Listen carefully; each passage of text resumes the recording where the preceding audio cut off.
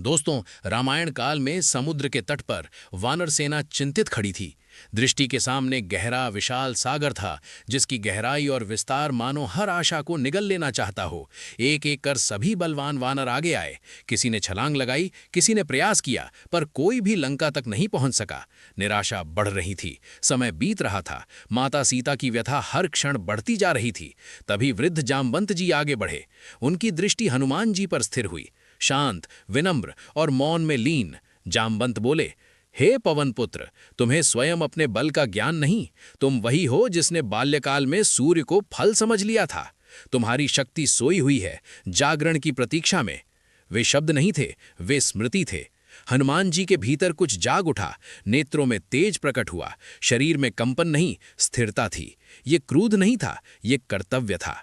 उन्होंने धरती को प्रणाम किया, आकाश की ओर दृष्टि उठाई और बोले, यदि ये श्री राम का कार्य है तो इसमें मेरा अहंग नहीं, केवल सेवा होगी।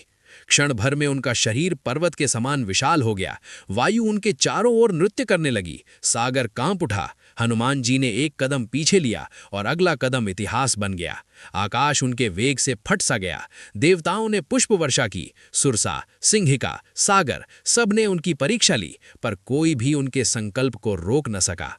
और अंततः लंका की भूमि उनके चरणों से पवित्र हो गई। ये केवल एक छलांग नहीं थी, ये भक्ति की विजय, कर्तव्य की पहचान और आत्मबल के जागरण की गाथा थी।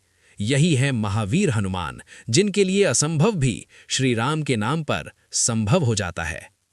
तो कमेंट में लिखना ना भूले, जय श्री राम।